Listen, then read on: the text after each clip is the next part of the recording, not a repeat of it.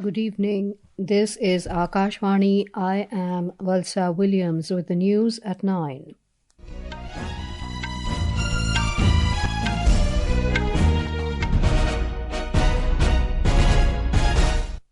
The headlines.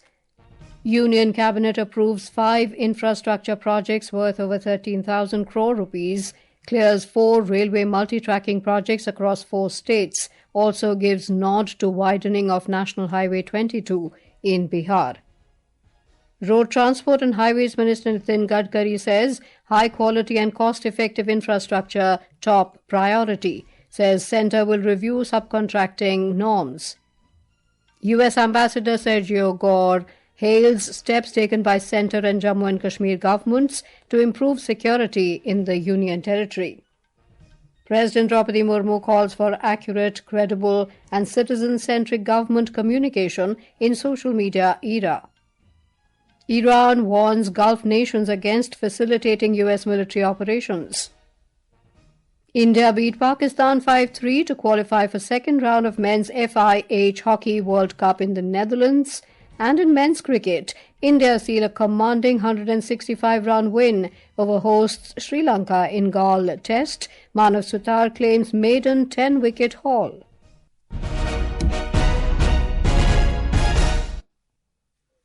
The Union Cabinet today approved 5 projects worth over 13,000 crore rupees, including 4 railway and 1 highway project.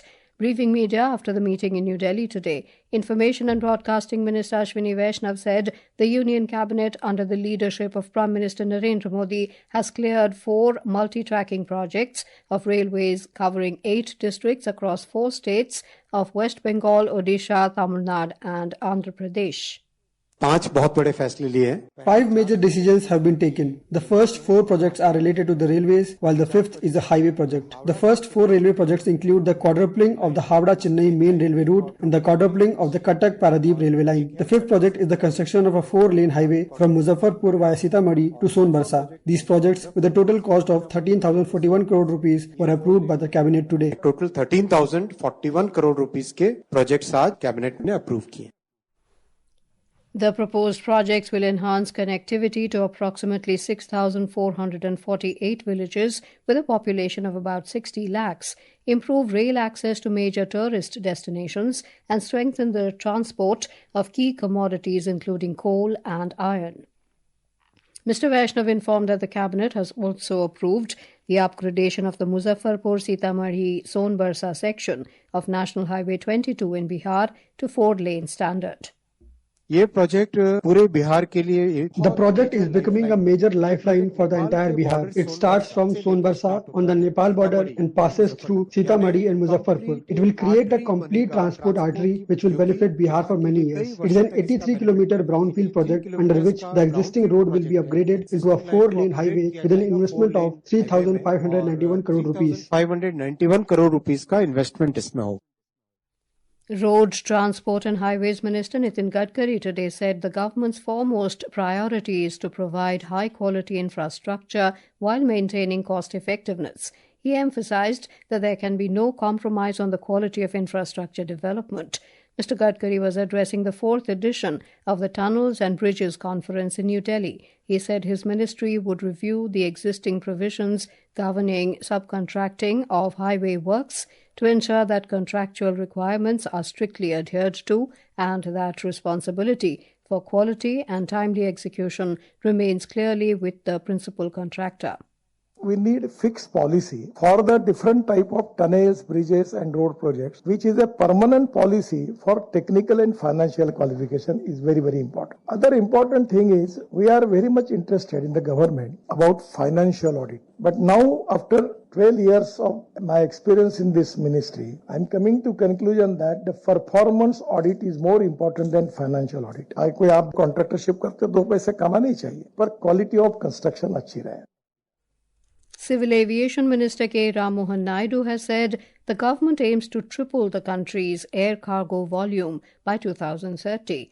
Mr. Naidu was speaking at the inauguration of new sectors under the Trans-Cargo Security Hold Area to enhance air cargo connectivity from Delhi Airport today.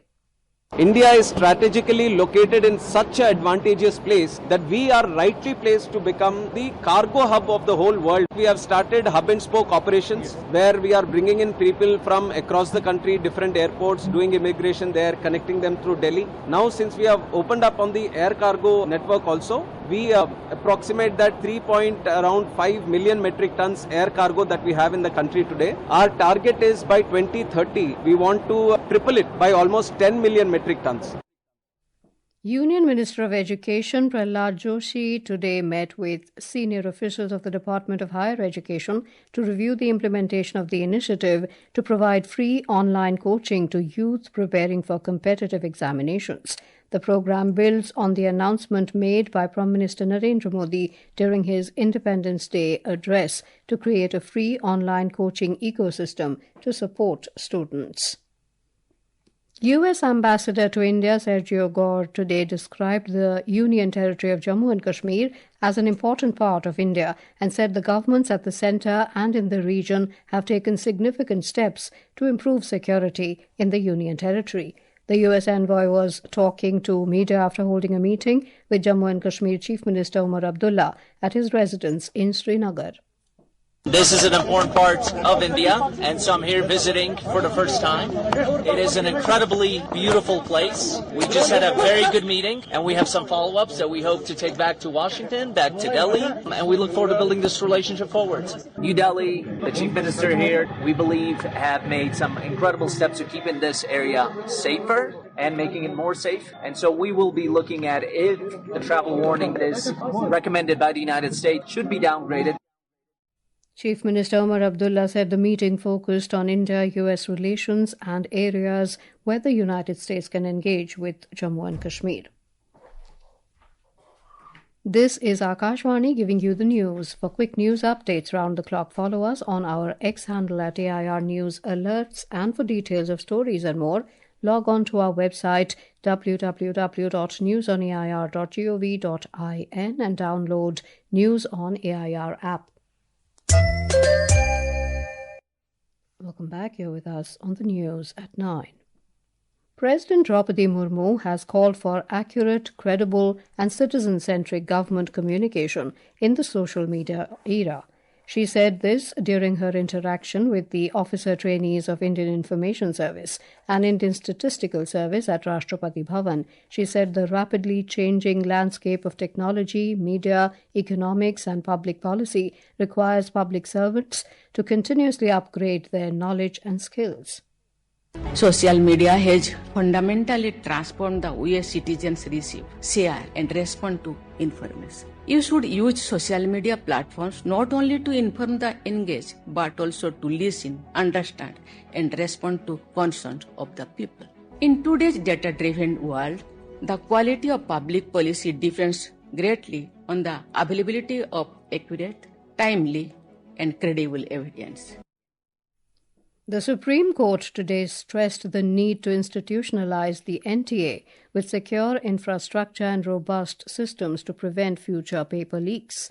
While hearing pleas concerning the NEAT UG 2026 paper leak, the court directed the Secretary for the Union Ministry of Education to file an affidavit setting out the steps being taken to implement the Radhakrishnan Committee's recommendations. Hearing another case, the Apex Court today sought responses from the Centre and the National Commission for Protection of Child Rights on a PIL seeking the establishment of a national DNA and biometric identification system for missing and rescued children to facilitate scientific identification, tracing and reunification with their families.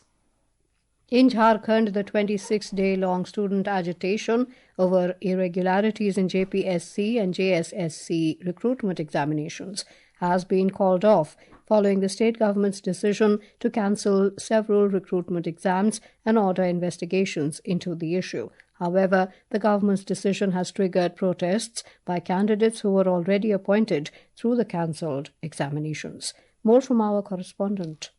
The state government issued notifications cancelling 22 examinations and ordering investigations into irregularities in 45 examinations, including JPSC Civil Services and JSSC CGL. The students have given the government 60 days to conduct the investigations, warning that they will resume their agitation if the probe is found to be unfair or inadequate. Meanwhile, the government's decision has affected the appointments of 2,628 candidates, prompting selected JSSC CGL employees to stage protests at the Jharkhand Secretariat and Project Bhavan, raising concerns over their jobs in future. The protesting employees said they had cleared the examination through the prescribed process and argued that if irregularities occurred, action should be taken against those responsible rather than cancelling the careers of candidates who were selected and appointed. Mehwish Rahman, Akashvani News, Ranchi.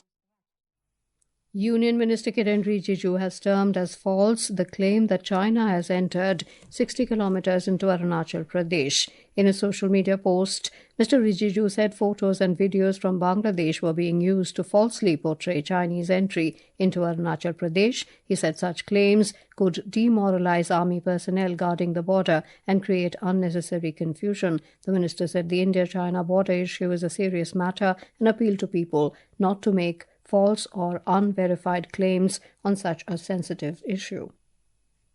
A court in West Bengal's Nadia district has ordered the issuance of an arrest warrant against Trinamool Congress MP Mahua Moitro for failing to appear before it in an alleged hate speech case.